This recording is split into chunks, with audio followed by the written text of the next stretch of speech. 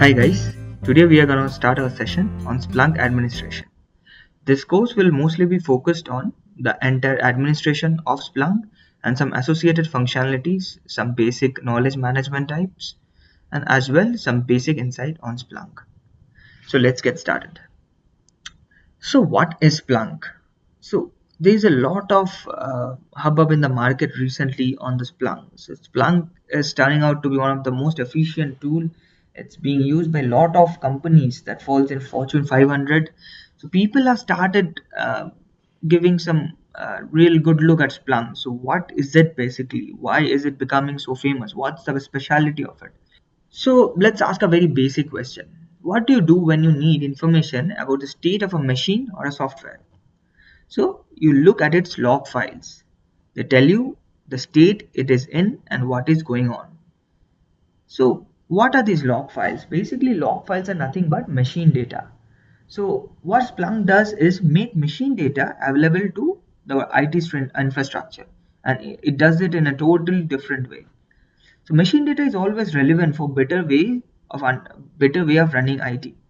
It can be helpful in doing audits, making system more secure, understand and respond to the behavior of customers, maybe give a better service, and all this happens in a real time mode. So that is something wonderful, right? So doing all these things at the same time, one application providing the entire platform, and that too in a real time. So that's a lot we are going for. And leveraging this data, this machine data, has always been complicated. So we have these kind of handling of machine data previously with SQL, DBL, ETL, or other schema based architectures, but Splunk does this very seamlessly in a different way that we are going to find out soon. So Splunk is basically, it's a non-schema based, it follows a non-schema based architecture where it had a collection of flat files from where it takes the rich data, the meaningful data that is part of the machine data, and present it to you in a completely value add format, either in form of dashboards or alerts. So Splunk Enterprise is the platform for collecting, storing, correlating, and analyzing machine data. So be it physical or virtual or cloud environments. So it does it in all of them. So Splunk can be basically defined as a Google for log files.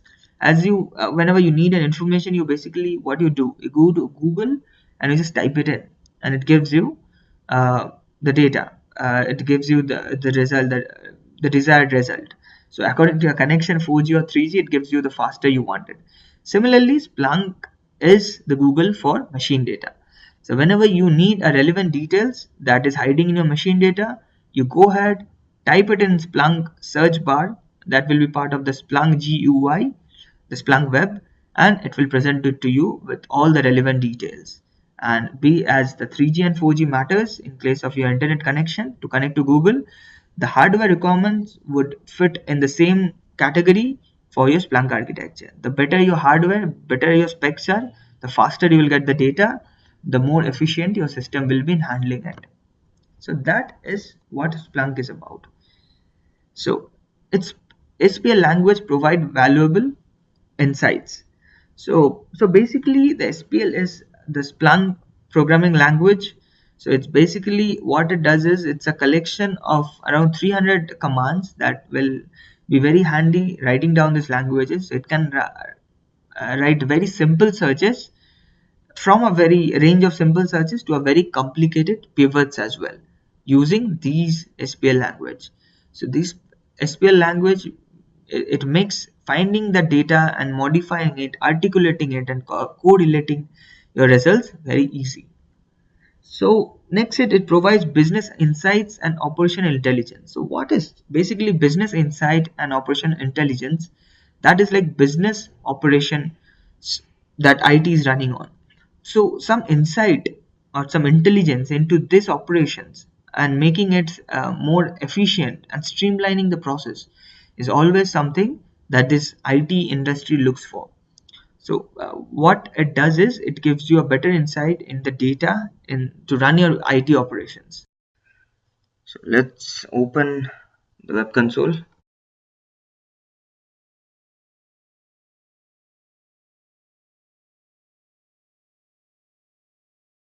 log in with admin credential,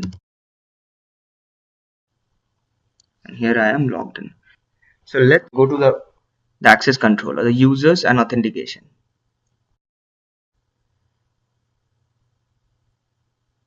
Yes.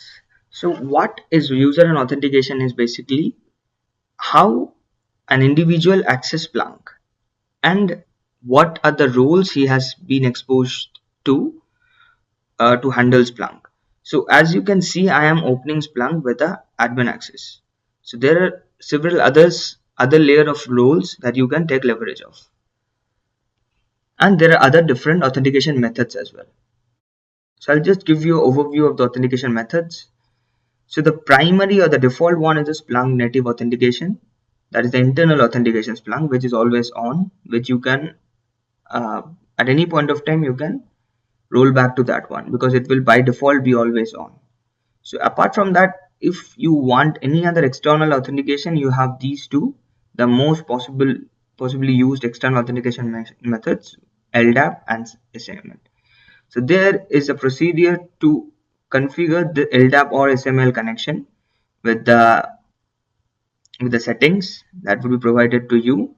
So there are various sources of this settings. Similarly, for SAML access as well, you will have to fill up the form which will enable the SML authentication. So you can use this one or any of the other two.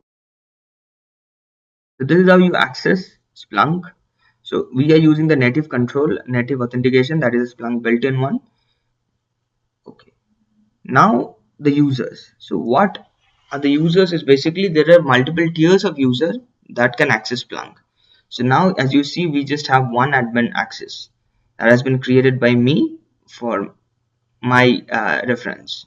So similarly, an admin can give access to multiple other users. So how the access is being given is you add a username of according in line with the requester ID or requester name. You give the full name, the email ID is a generic thing. Time zone, obviously, which time zone you want the user to be in, because whatever searches the user would be doing will fall into that time zone. Obviously, the user can go ahead and change the time zones as and when required, but yeah, this is the default one that you will set up. Also the default app. So once the user logs in, which app would he see? As we log in, we see the search and reporting app that is there by default. Okay, no, yeah, we see the search homepage because nothing has been set up. So these are the three options that we have as of now: the Splunk management console or the DMC, the search, and the launches. So any of these app, if you want to readily get access to once logged in, so this would be set up here.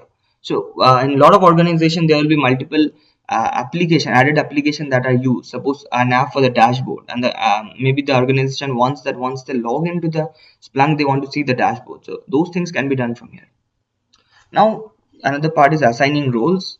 So these are the prime roles that are available in Splunk. The admin role, the highest privilege role, which can do almost anything. So this is the highest amount of access that can be given to an user.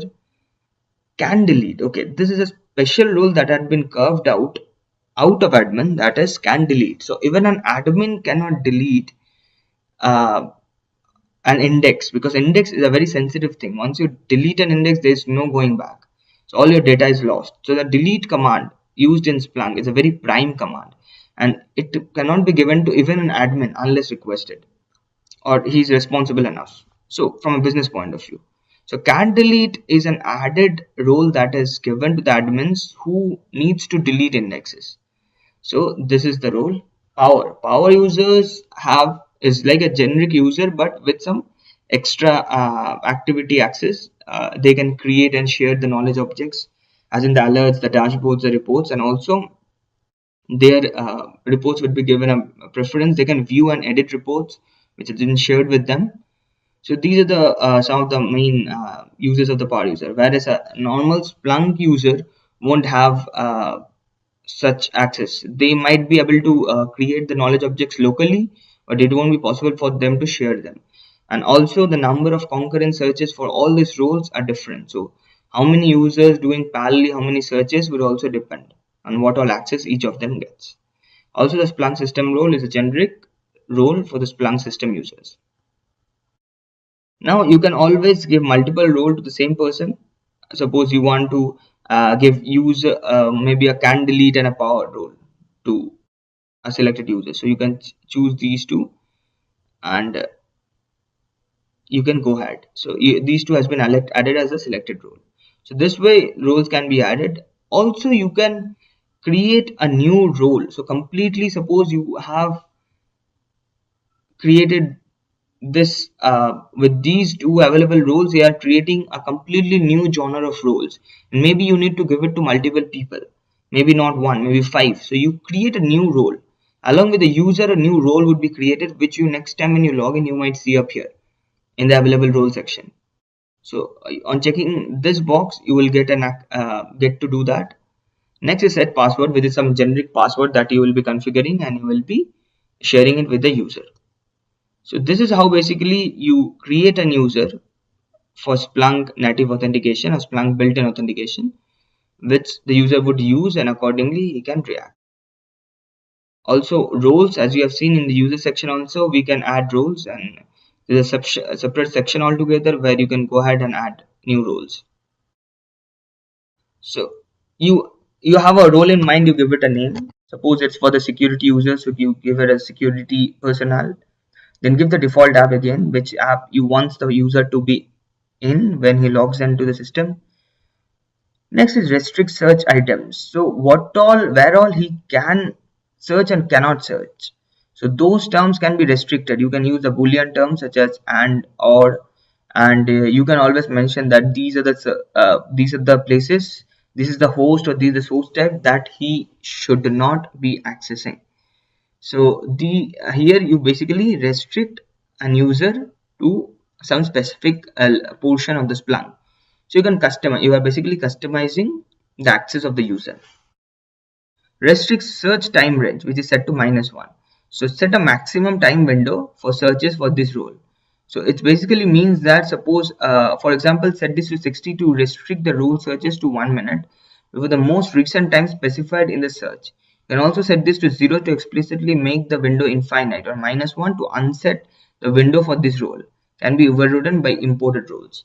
So basically here what you are doing is you can declare the maximum window for searches for this role. So how big this user can search, suppose for 60 minutes, maybe for 1 hour, 2 hour, the window of searches and that has been given access to this user. So you can set it to 0 for unlimited access, whereas given -1 means that the window for this role, to unset the window for this role. So this user might not be having any window assigned to him. So this is a very light overview of what all can be done and what all are being done with the Splunk user roles. So this session was mostly about the access controls. Thank you. I'm sure you enjoyed learning from this video. Please like the video, and if you have any doubts regarding this video, please comment us in the comment section, and don't forget to subscribe to our channel for more such informative videos. Do look out for other related videos in our playlist. For more information, visit our website now. Keep learning with IntelliPat.